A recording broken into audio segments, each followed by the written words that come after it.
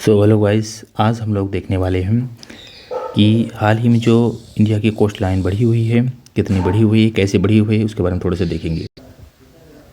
सो इसमें से हम देखेंगे कि 1970s के दौर में जो उस समय जो मिनिस्ट्री ऑफ होम अफेयर्स है, उसने जो उस समय जो 1970s में जो मिनिस्ट्री ऑफ होम अफेयर्स उसने जो कोस्ट लाइन मेजर किया था वो कितना था 7516.60 किलोमीटर, जो आज अभी तक दिखाया जाता है। लेकिन हाल ही में development advisory committee CPDAC coastal protection and development advisory committee ने क्या किया है कि 2019 में एक मीटिंग की।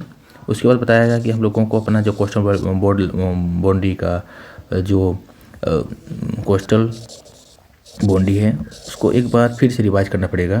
देखना पड़ेगा कि हम लोगों की कोस्टल बाउंड्री कितनी वृद्धि हुई, क्योंकि बिकॉज ऑफ मेनी रीजन हो सकते हैं कि क्लाइमेट चेंज के कारण कितना सबमर्ज हुआ, कितना क्या हुआ, कितना एक्सपेंशन हुआ है, कितने न्यू वायलेंट्स उभरे हैं, कितने नहीं उभरे हैं। इसके कारण 2019 में एक मीटिंग बैठती है CPDAC की, यानी coastal protection and development advisory committee की।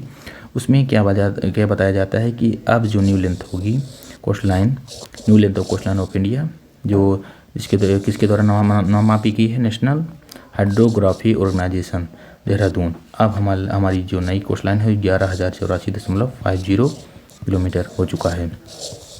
इसमें से जितने भी मिनिस्ट्रीज हैं, जितने भी कोस्टल स्टेट्स हैं, यूटीज हैं, मिनिस्ट्री ऑफ होम अफेयर्स हैं, सब लोगों ने अपनी सहमति जताई है। ठीक है, इसका TOR क्या था?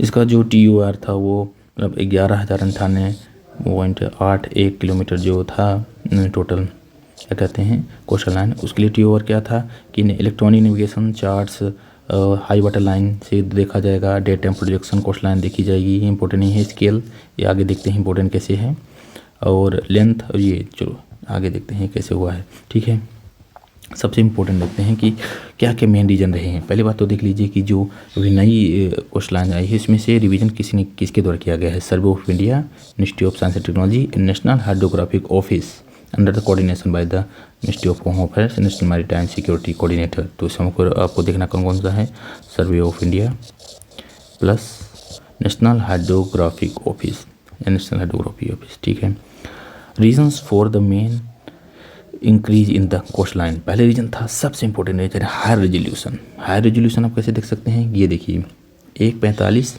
1 2.5। तो अब समझते कैसे हैं कि पहले क्या था। पहले 1970s के दौर में जो हम लोगों ने स्केल बनाया था उसको कैसे बनाया था, अगर 1 सेंटीमीटर मैप पे हमको कुछ देखना पड़ता था और वो दिखाता था लगभग 45 लाख मीटर की चीज़ों को दिखाता था। तो ये बहुत ही हार्ड होता था कि इसको मतलब समझ रहे ना, जैसे कि 1 सेंटीमीटर में 45 लाख चीज़ों को दिखाना और 1 सेंटीमीटर पर लगभग 2.5 लाख चीज़ों को दिखाना, तो ऑब्वियस है कि इसका रेजोल्यूशन ज़्यादा होगा। इसका रेजोल्यूशन ज़्यादा होगा तो ज़्यादा रेजोल्यूशन होने से, जैसे ज़्यादा जूम किए ज़्यादा रेजोल्यूशन हुआ, ज़्यादा रेजोल्यूशन होने से फ़ायदा हुआ कि छोटी छोटी बारीकी जो दिख रही थी जिसको हम कोस्ट लाइन नहीं समझते तो वो भी कोस्ट लाइन के अंदर इंक्लूड हुई। तो इससे कोस्ट लाइन जो है हम लोगों की बढ़ी हुई प्रतीत हुई। GIS बेस्ड क्या होता है कि इसमें से सैटेलाइट डाटा का इस्तेमाल अच्छे से किया गया है, ड्रोन का इस्तेमाल किया गया है, तो उसमें से एक्यूरेट डाटा हमको मिला। एक्यूरेट जितना ज़्यादा डाटा एक्यूरेट मिला उतना ज़्यादा हम लोगों को इससे फ़ायदा हुआ। फ़ायदा क्या हुआ कि बारीक चीज़ों को देखा गया और कोस्ट लाइन में इंक्रीज देखा गया। आइलैंड्स इंक्लूड किया गया, जैसे छोटे छोटे आइलैंड्स को पहले निगलेक्ट कर दिया जाता था। ये देखिए इसकी तो कुछ बिर्थ होगी 2 मीटर या 2 किलोमीटर या 3 किलोमीटर, तो इन छोटे छोटे आइलैंड्स को भी अब इस बार इंक्लूड किया गया है, जिसके कारण हम लोगों की कोस्ट लाइन वृद्धि हो गई है। जैसे ओवरऑल टोटल 1398 कोस्ट आइलैंड्स को देखा गया है, जिसमें से 1298 जो आइलैंड्स हैं वो ऑफशोर आइलैंड्स हैं और 91 जो है ऑनशोर आइलैंड्स हैं। तो इनको इंक्लूड करने से भी हम लोगों की कोस्ट लाइन बढ़ी हुई है। Advance tool, shift in method, high water line, ये इंपॉर्टेंट है। हाई वाटर लाइन क्या होता है कि जैसे कि कोई टाइड आ रही है, टाइड यहाँ तक जहाँ पहुँचती थी अपने हाई लेवल तक, हम लोग वहाँ तक डाटा नहीं लेते थे, हम लोग यहाँ तक मतलब लो लेवल तक ले लेते थे। तो इस बार पहली बार हाई वाटर लाइन को भी according to tide observation method से इसको भी इंक्लूड किया गया है, जिसके कारण भी कोस्ट लाइन हम लोगों की इंक्रीज पता चलती है। ठीक है, तो पहला रीजन क्या हो चुका है कि स्केल में हाई रेजोल्यूशन 45 लाख से 2.5 लाख में कर दिया गया है। उसके बाद GIS बेस्ड किया गया है, इंक्लूजन ऑफ आइलैंड किया गया है, हाई वाटर लाइन की गई है।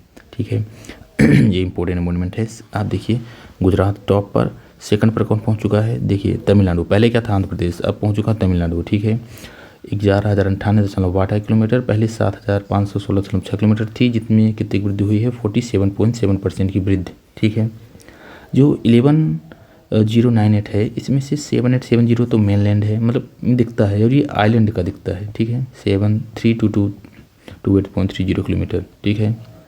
इस तरफ से भी ये वाली स्टेट वाली भी एक थोड़ा सा देख सकते हैं कि सबसे हाईएस्ट पर गुजरात है, दूसरे पर तमिलनाडु है, तीसरे पर आंध्र प्रदेश आ गया है। पहले आंध्र प्रदेश था, आंध्र प्रदेश आ चुका है अब थर्ड पर, ठीक है। तो इस तरह से एक छोटा सा डाटा आप लोग देख सकते हैं, इंपॉर्टेंट था, ठीक है। Bye guys.